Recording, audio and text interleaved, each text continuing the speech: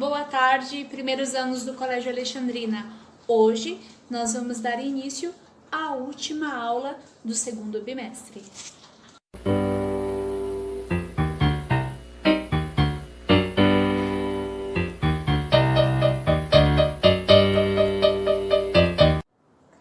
Professora, mas tá tudo preto e branco, o que tá acontecendo? É porque hoje a gente vai falar sobre o cinema. Bom, para quem acompanhou todas as aulas, viu que esse segundo bimestre nós falamos de um movimento moderno chamado expressionismo e que ele tinha como principal característica retratar temas como miséria, tristeza e solidão, porque é um período que vai acontecer numa época onde teve muitas guerras, teve gripe, teve doenças, teve um monte de coisa. Nós falamos muito nesse ano, para falar de todos os movimentos modernistas, que uma coisa que influenciou, que fez os artistas procurarem coisas novas para pintar, foi o surgimento da máquina fotográfica. A máquina fotográfica não só mudou o pensamento, o estilo de pintura dos artistas, mas como vai possibilitar o surgimento do cinema. No dia 28 de dezembro do ano de 1895, dois irmãos, Louis e Auguste, estavam cobrando ingressos para as pessoas entrarem na sua fábrica e verem um filme com a duração de 1 minuto e alguns segundos. Era a primeira vez que que as pessoas, vamos dizer assim, estavam vendo imagem em movimento.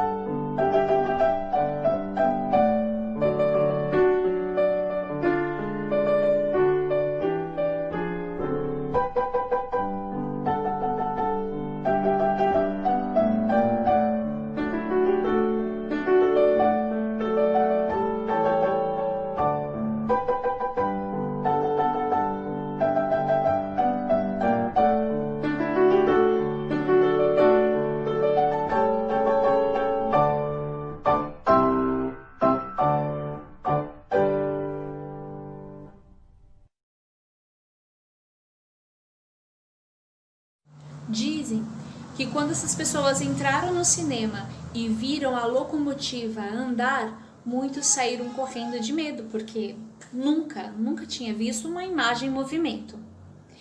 Alguns devem achar essa história engraçada, mas é difícil lidar com tecnologias que a gente nunca viu. Por exemplo, nós estamos passando por isso agora, Eu, professora, tendo que fazer videoaula para vocês poderem estudar, coisa que eu não estou acostumada. Muitos de vocês pastaram também para entrar no Google Classroom, para entrar em todos os sistemas que está precisando.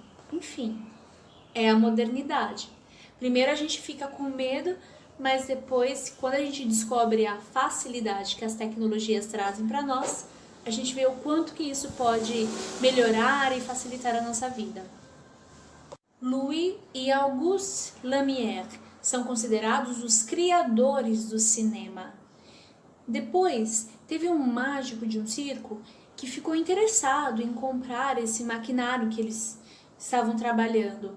O nome dele era Georges Millet, mas os irmãos Lumière não tinham interesse nenhum em vender essa máquina para ele. Então, o que ele fez? Ele comprou essas máquinas que faziam as imagens entrarem em movimento da Inglaterra. E aí ele começou a fazer histórias fictícias. O primeiro filme que o Georges Millet fez é Viagem à Lua, que é considerada a primeira ficção de cinema da história. A história dele é possível ver naquele filme Esqueci o nome do filme. Esqueci.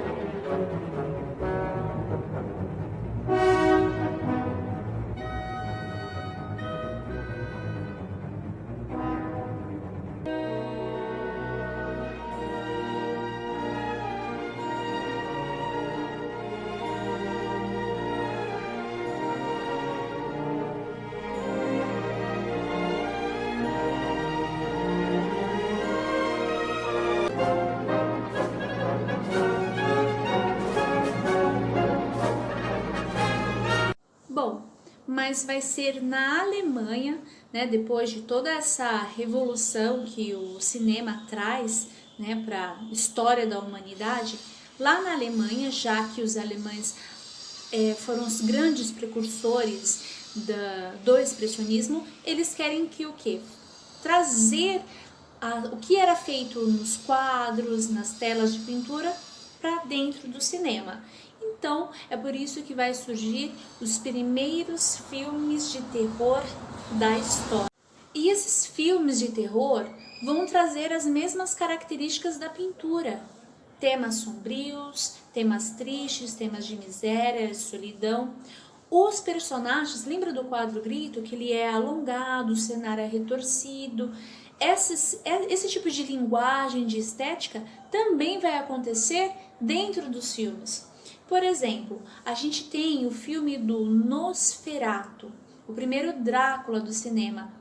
Eles chamaram de Nosferatu porque a família do Bram Stoker, né, que é o grande escritor do Drácula, não deu os direitos autorais. Então, o nome do filme era Nosferatu. E a história é praticamente a mesma. Tem o homem que é um corretor de imóveis, tem que ir no castelo do Drácula, porque o Conde Drácula quer vender o castelo, e telepaticamente, né, ele começa a se comunicar com a noiva do mocinho, ele inclusive vê a foto da noiva, logo ele se encanta, e aí ele passa a seguir a noiva desse corretor. É a mesma história. Um filme que eu indico para vocês verem é o Drácula de Bram Stoker mesmo, né, que tem o Keanu Reeves, é bem legal. Mas antes, dá uma olhadinha aí nas cenas, nos traços alongados do Nosferatu de 1922.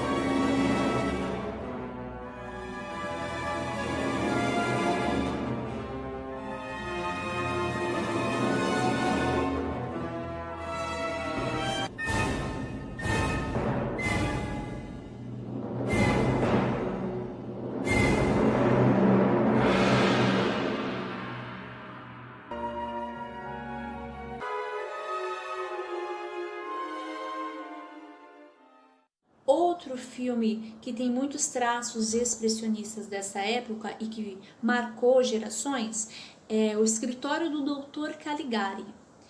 O começo do filme é um rapaz, né, o Francis, relatando, falando sobre o Dr. Caligari. Ele conta que o Dr. Caligari chegou numa cidade e lá ele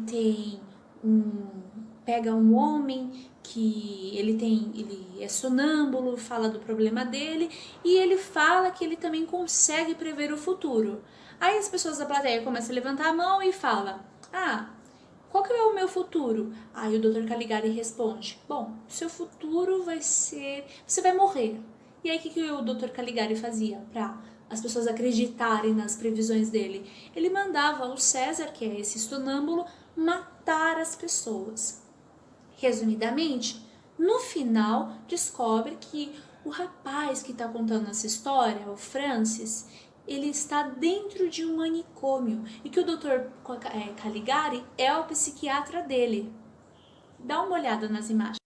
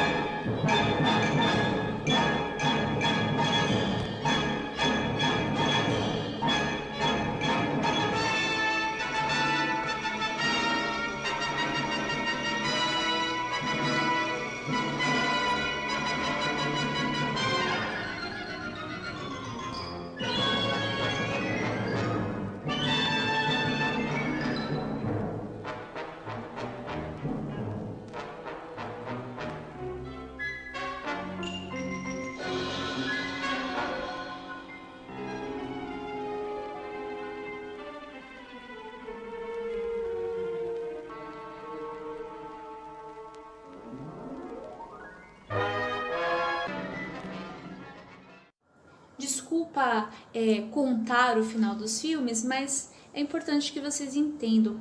Eu vou indicar um filme muito legal, A Ilha do Medo, que é com o Mark Ruffalo e o Leonardo DiCaprio. É praticamente a mesma história, só que com um cenário do período moderno, que inclusive é o período que nós estamos estudando, é lá por volta de 40. Me fala sobre a instituição. Trata-se de um hospital psiquiátrico. Para criminosos loucos. Senhores, sejam bem-vindos à Ilha do Medo. Solicitamos que vocês entreguem suas armas. Você sabe que somos agentes federais, né? Enquanto estiverem aqui, obedecerão o protocolo. Entendido? Só abrigamos os prisioneiros mais perigosos, não tratados em outros hospitais. Todos aqui são pacientes violentos, certo? Machucaram pessoas, até mataram em alguns casos. Na maioria dos casos, sim. Tentamos dar a eles um tratamento tranquilo. Com respeito, doutor. Eu quero que se dane a sua ideia de tranquilo. Então, esta prisioneira fugiu nas últimas 24 horas. Não sabemos como escapou do quarto. É como se ele tivesse atravessado as paredes. Eu ainda não vi a verdade. Ninguém quer falar. Parece que estão assustados. Nenhuma das linhas funciona, nem mesmo o rádio. Outro diretor de cinema que fez a carreira dele inteira só com uma linguagem expressionista é o Tim Burton. Ele traz essa característica onde ele transforma o mundo dos mortos, o mundo sombrio, em historietas para crianças. Ele traz essa coisa lúdica com essa linguagem bem mórbida. Eu adoro Tim Burton. Primeiro ano, por hoje é só. Essa nossa despedida das videoaulas do segundo bimestre. Eu espero que vocês estejam conseguindo aprender um pouco sobre esse movimento artístico que influencia, vocês viram que influencia a linguagem de filmes, seriados até os dias de hoje, está presente na nossa vida. Bom, semana que vem, dia 15 de julho, vai ter uma prova. Eu vou passar as orientações no Google Classroom. E também eu vou tentar marcar no começo da semana que vem, antes da prova, um plantão de dúvidas. Então, quem quiser conversar comigo, tudo, aí vai ter o link lá pelo Meet. Eu vou ver se dá certo, porque é muito professor tentando também falar com vocês, ter aula com vocês, então eu vou tentar me organizar, tá certo? Muito obrigada pela compreensão, muito obrigada por ter assistido todas as aulas. Até mais!